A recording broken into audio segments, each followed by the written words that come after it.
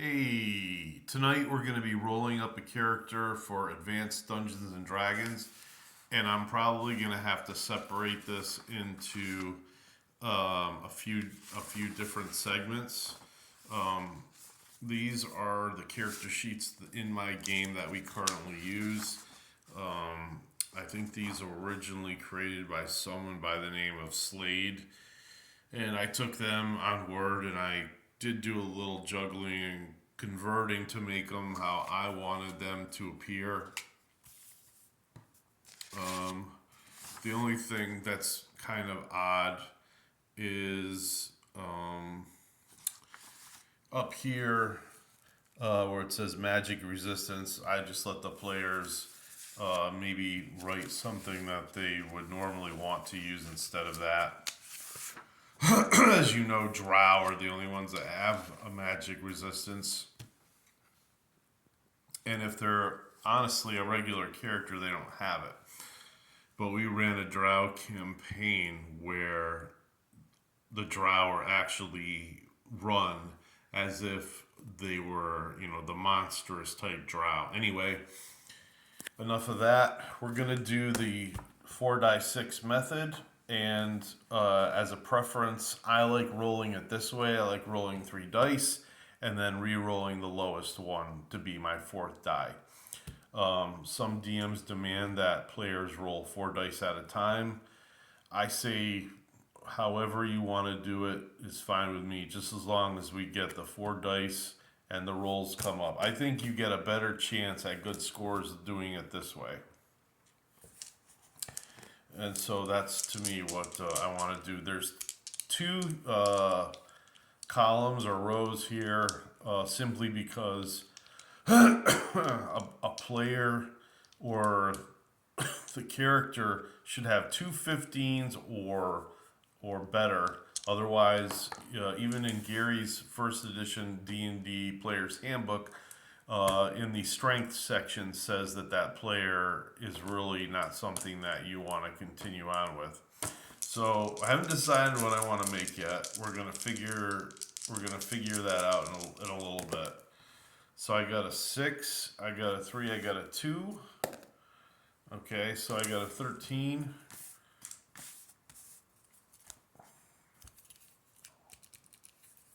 All right. Again, I'm going to have to probably pause several times. 1 6 1. Well, that's just god awful. We're going to roll one of these ones, and I got an 8. So that's not great.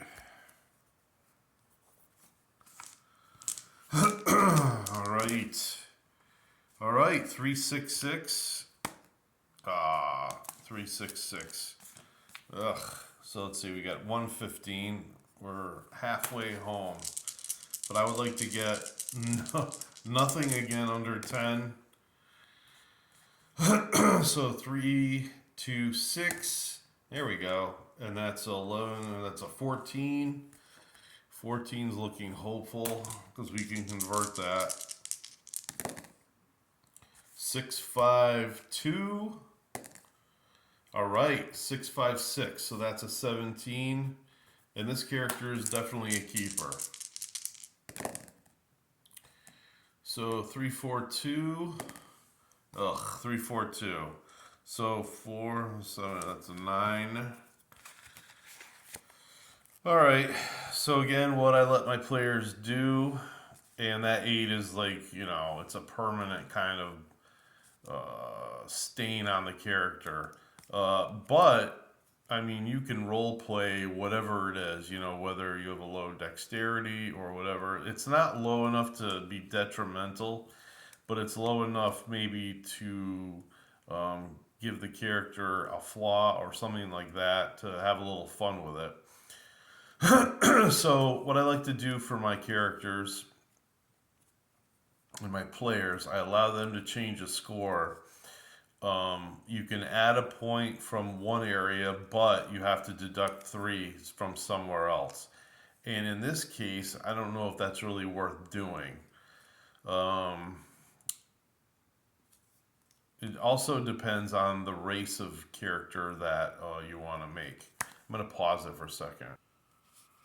All right, so I was going to make a human Oeridian, which is a race from the world of Greyhawk, and they have kind of light skin. They're prone to a little bit of madness, and they're usually on in the area. Well, they're all over generally, but they kind of mostly live in around the Great Kingdom and all that. So they get +1 on dexterity and -1 to wisdom. So I'm going to write this up here.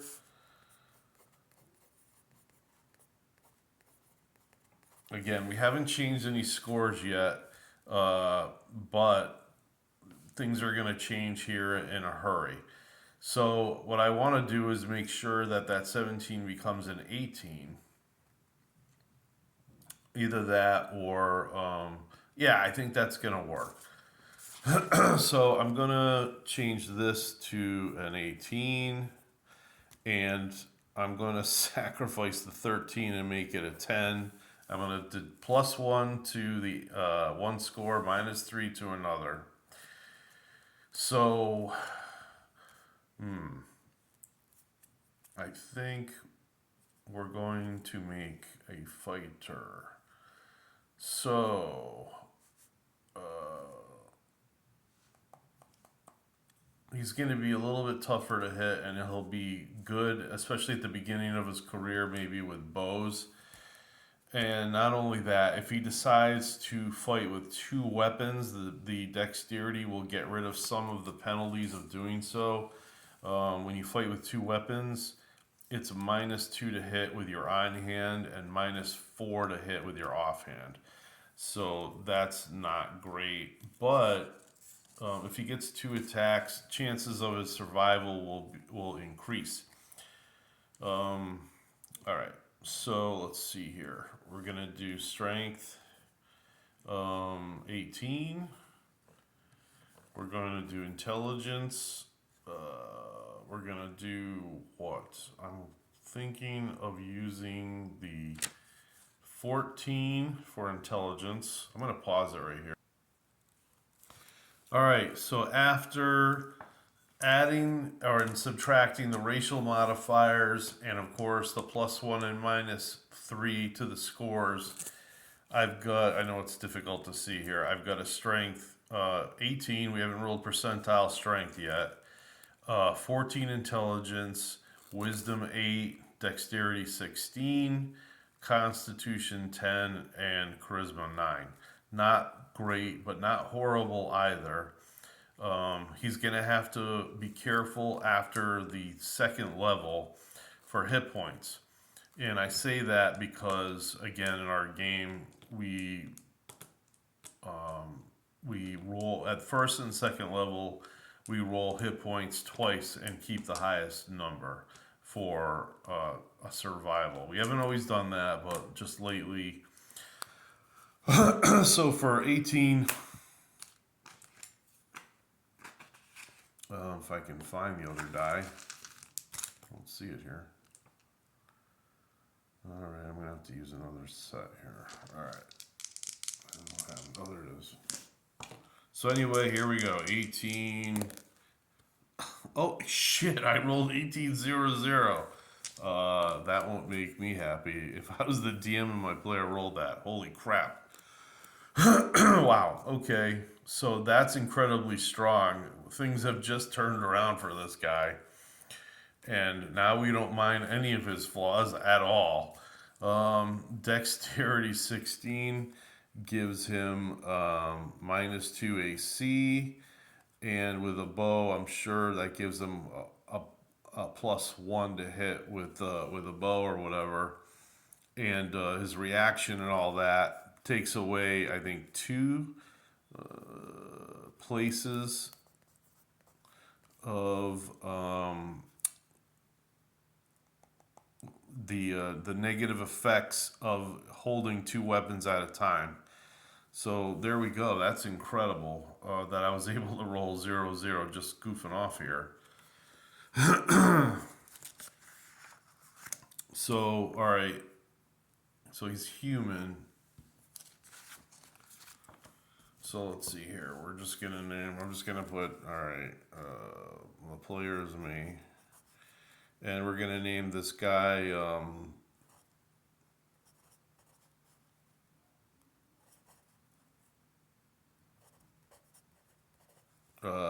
Sir Goten, and his alignment will be. Let's see.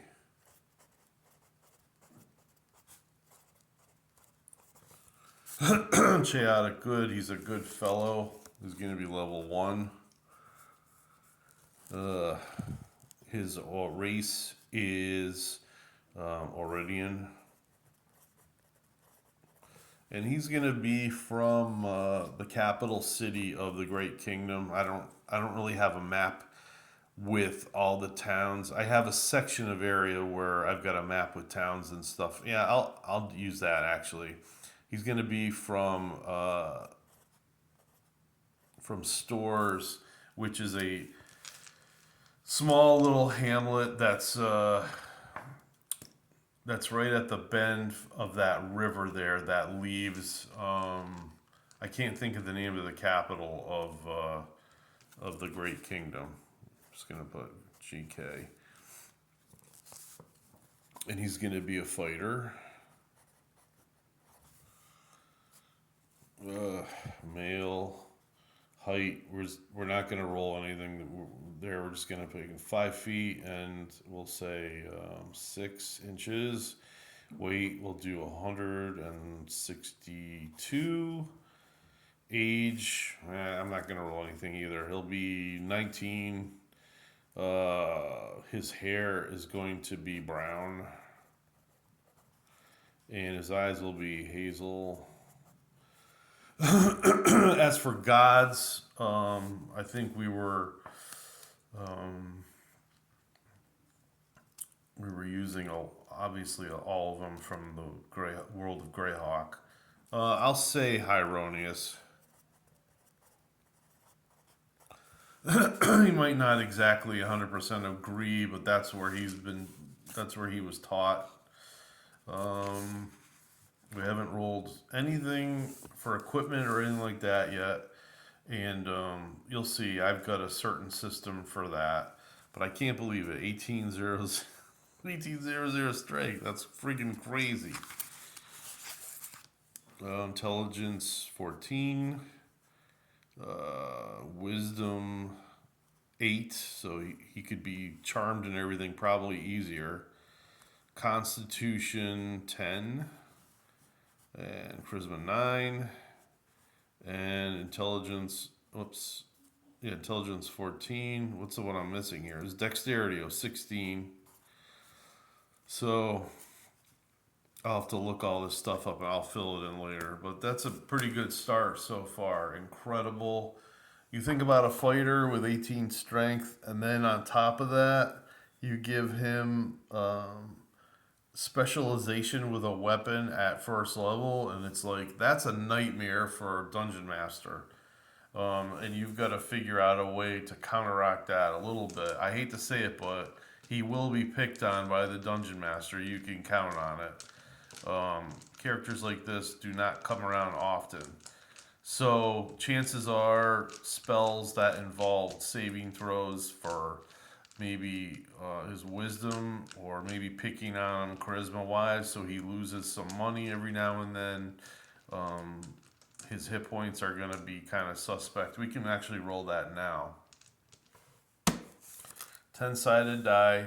And like I said, for our game anyway, if it was a tougher game, I would not let my players do this. But right now we're rolling 2 die 10 and keeping the highest number to avoid some poor soul getting a 1. If he does roll 2 1s at a time,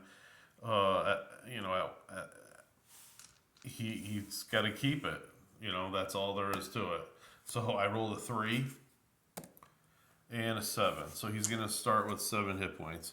And those hit points, every level are here, so they're kept track of in case of an undead drain level.